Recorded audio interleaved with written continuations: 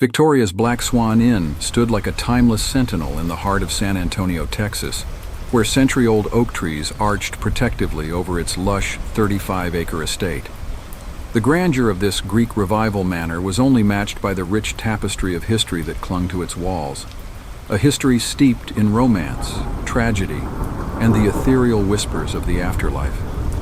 The estate's roots burrowed deep into the soil, reaching back to the mid to late 1800s, when it was built on the very plot where, half a century earlier, the Battle of Salado had claimed the lives of 60 Mexican soldiers.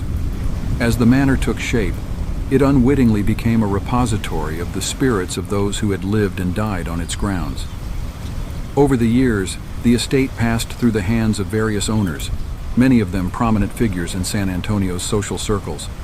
Legends whispered that the spirits of these individuals lingered, unwilling to relinquish their connection to the place they had once called home. The ghosts of former residents, their stories woven into the fabric of the manor, were said to roam the halls, forever tethered to the earthly realm. One of the most haunted corners of the property was the barn behind the primary residence, a relic from a time when the estate functioned as a dairy farm. The Ripstein and Mahler families, earlier occupants of the barn, had spent their lives there, leaving behind a legacy that transcended the mortal coil. Later occupants, including sisters Catherine Holbrook and Blanche Woods, added to the spectral ensemble. Catherine's husband, who met his demise within the home's walls, and Blanche's descendants, all contributed to the ghostly chorus that echoed through time. In the present day, the stewardship of Victoria's Black Swann Inn lay in the capable hands of Joanne Rivera and her family. Though the manor was not officially an inn, the allure of its haunted reputation drew the curious and the brave. Joanne, an avid collector of porcelain dolls, harbored a suspicion that a particular item among her collection, an item with a sinister aura, might be the catalyst for the paranormal activity that permeated the estate. Embracing the mystique of her home, Joanne partnered with local ghost tour companies and welcomed paranormal investigators seeking to unravel the mysteries that clung to the property. The stories of Victoria's Black Swann Inn became the stuff of local legend, whispered around campfires and shared in hushed tones among those who sought the thrill of encountering the supernatural. As night fell over the estate, shadows deepened, and the air crackled with an otherworldly energy. It was in this atmospheric backdrop that the spirits of the past stirred, revealing fragments of their stories to those who dared to listen. The Black Swann Inn became a stage for countless tales of unsettling specters, a place where the veil between the living and the dead grew thin. Dark House, a platform dedicated to the macabre and mysterious, seized the opportunity to delve into the enigmatic history of Victoria's Black Swann Inn. Armed with recording equipment, cameras, and a fearless determination to uncover the truth, the Dark House team embarked on a journey that would take them beyond the tangible and into the realm of the supernatural. The manor, with its imposing facade and secrets hidden in every nook and cranny, welcomed the investigators as they stepped across its threshold. The air inside seemed to thicken, charged with an energy that hinted at the presence of unseen forces. Joanne Rivera, the custodian of this haunted legacy, greeted the team with a mixture of excitement and trepidation. She led them through the dimly lit corridors, each step echoing with the weight of history. In the heart of the manor, the investigators gathered in a room adorned with antique furniture and faded wallpaper, a room that had witnessed centuries of joy, sorrow, and the ebb and flow of life. Joanne, with a porcelain doll clutched in her hands, began to recount the tales that had been passed down through generations. As she spoke, the investigators felt the temperature in the room drop, a subtle chill that seemed to defy the laws of nature. Joanne's voice wavered as she described the apparitions that had been seen, the footsteps heard in empty hallways, and the inexplicable sounds that echoed through the night. The porcelain doll, a silent observer to the unfolding narrative, seemed to emanate an aura of its own. The Dark House team set up their equipment, positioning cameras to capture every corner of the room. As they delved into the history of the Battle of Salado, the Ripstein and Mahler families, and the subsequent generations who called the Black Swan Inn home.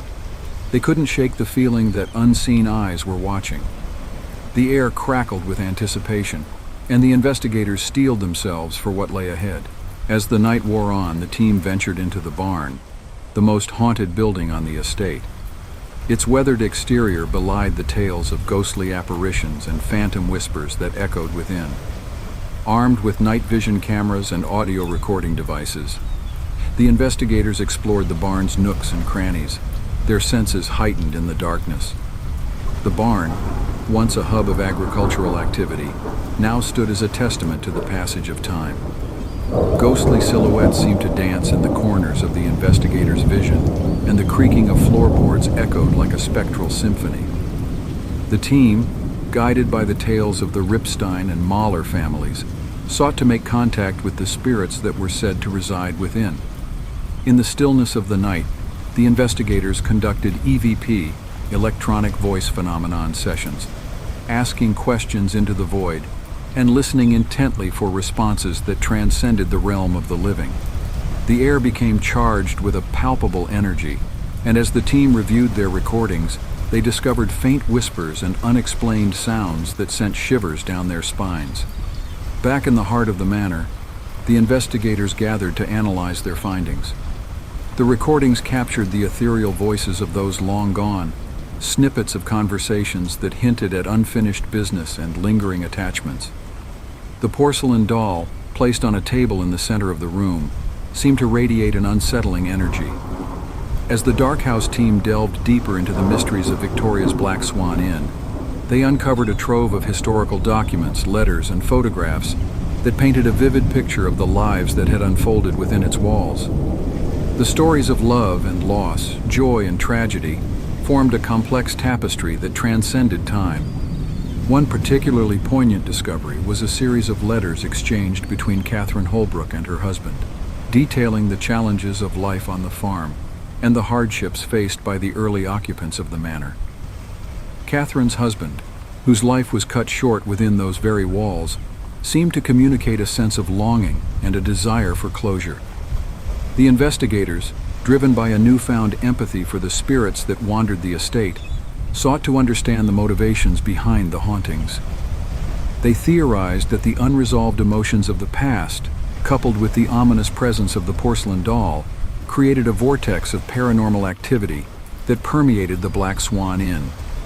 In their quest for answers, the Dark House team enlisted the expertise of paranormal psychologists and mediums.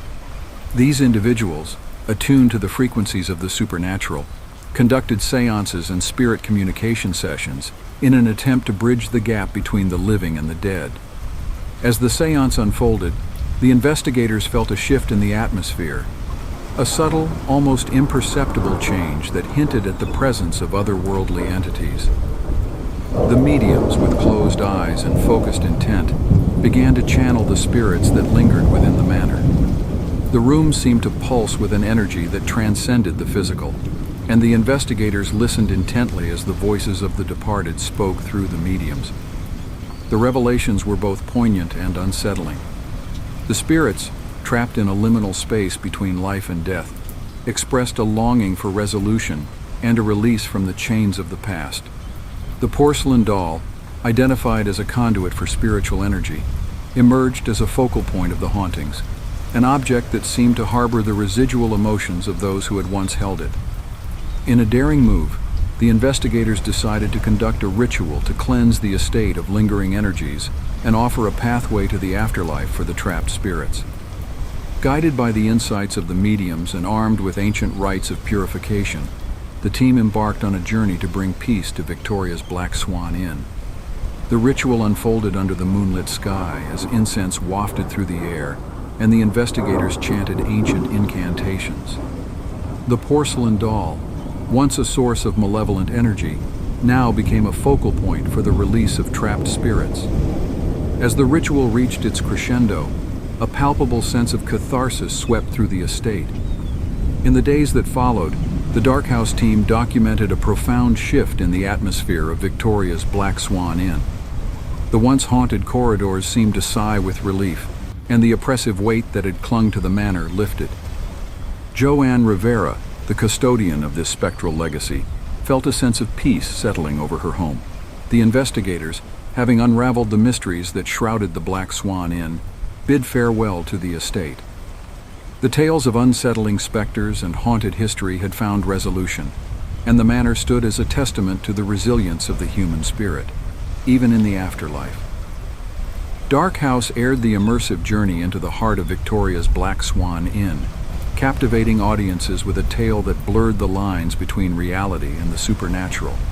The manor, once a haven for restless spirits, became a symbol of closure and redemption.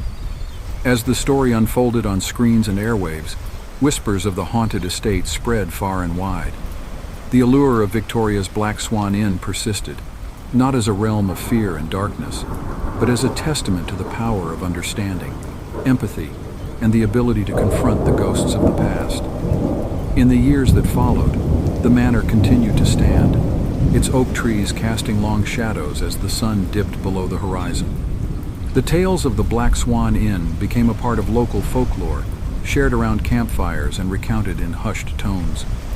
The porcelain doll, once a harbinger of the supernatural, found a new home in a museum dedicated to the history of the estate, a silent witness to the passage of time.